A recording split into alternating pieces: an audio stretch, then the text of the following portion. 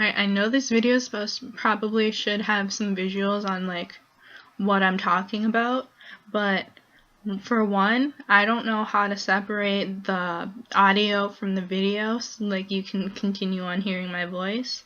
And two, like this presentation was only supposed to be 8 minutes long because there's like the actual limit is like 8 minutes and 2 minutes for questions, but since I don't have questions, I'm trying to cover like as much as I possibly can so there are no questions.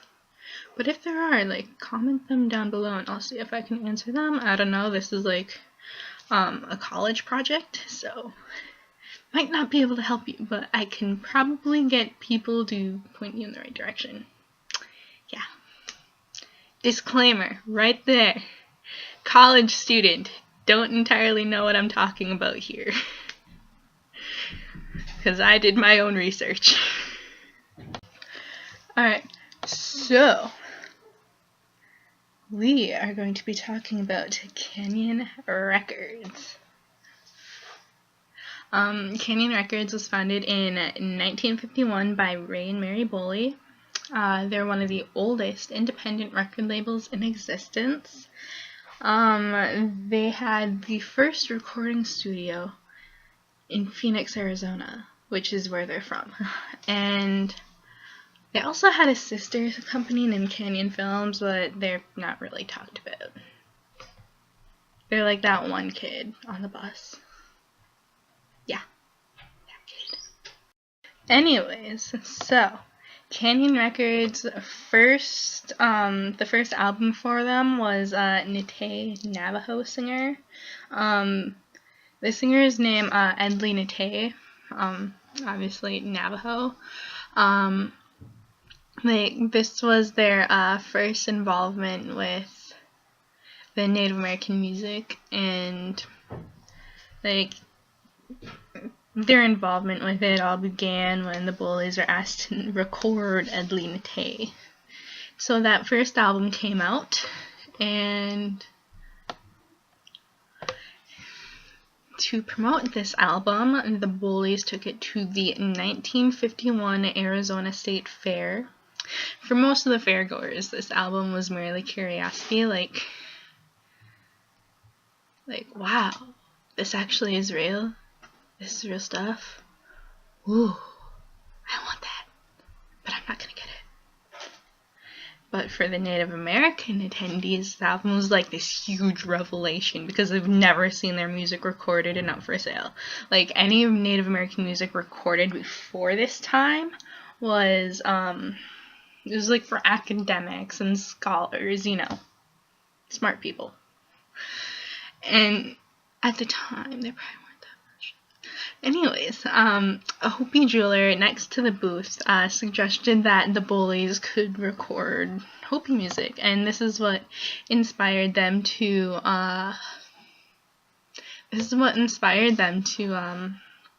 like, go around and record other tribes' music, and yeah.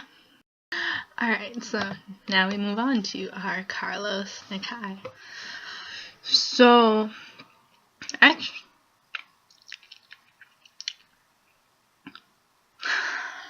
I'll just edit this one. So our Carlos Nakai, who had, like, this is a guy who had, like, produced a solo recording of his flute music called Changes, and when Boley made contact with him in 1984, he was asked to distribute it because Nakai was turned down by several other record labels. Like, they're the kind that you don't talk about because they made a bad choice there.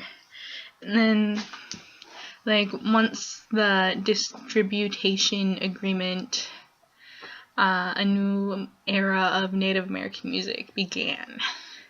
Because of this, prior to Changes, most of Canyon's styles were specifically to the Native American community.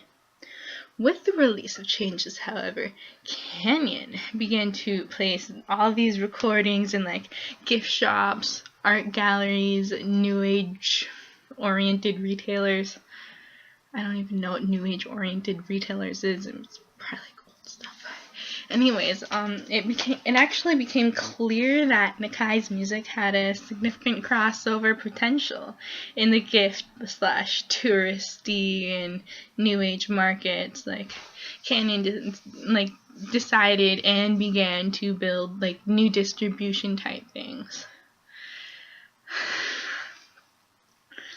The soothing and like transporting quality of Nakai's music was instantly attractive, and for like non-native listeners, like these non-native listeners, like his recordings quickly defined Native American music. Like quickly, like it was so fast. Not that I was there. Not that old.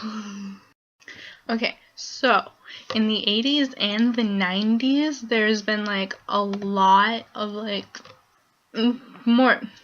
a lot of growth in like other styles of Native American music, like powwow, peyote, and like contemporary fusions like rock, rap, new age. And then as the American community like saw this, like popularity in this community like increased, and then it just became really well known. And the non-native community also began to show greater interest in Native American culture, fueled by like major media productions like Dances with Wolves, Geronimo, 500 Nations. I'm just saying, Smoke Signals, best movie I ever saw, as well as others. And then also, well, not also, but in 1992, Boley decided to sell Canyon Records to his longtime executive assistant, Robert Doyle, so he could retire. And this was 1 year after Mary Boley passed away, like Ray's wife. And then Ray passed away in 2002. Yeah. And then, Okay, so now we move on to Canyons. To Canyon Records, the awards that are under the name of Canyon Records, even though it's for like these people's albums. It's not really under their name, it's just they get credit because they produced the album. So Canyon has earned only 2 gold records for Native American music. Like both by Nakai for Canyon Trilogy and Earth Spirit. Canyon's albums have received like 22 Grammy nominations, with 1 win for Premio and Mike's Bless the People. Like, I'm guessing Bless the People's a song, but their website, it doesn't create any distinction. Maybe it's the album. It's probably the album. Yeah, this is going in there anyway. Canyon has also won 4 indie awards, as well as 25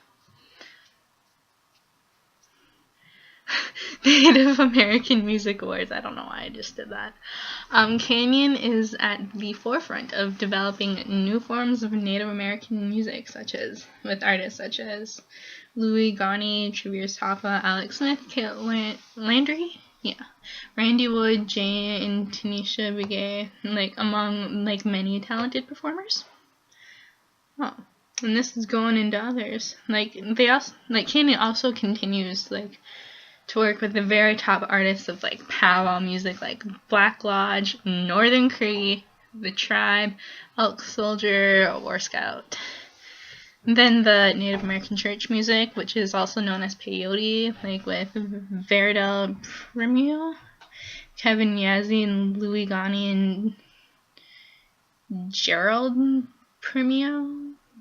I'll post these people's last names somewhere. Maybe it'll just go over my face. and then chicken scratch, like V, Express, and Southern Scratch. And that about sums up my little presentation on Canyon Records. Yeah, I'm done. Oh, also, if it is possible, you don't realize how difficult this was for me to make. Go and check out the bloopers. I will link that in the description box, and you should watch them because I make a complete fool of myself. I don't know how, but I do. Yeah, so bye!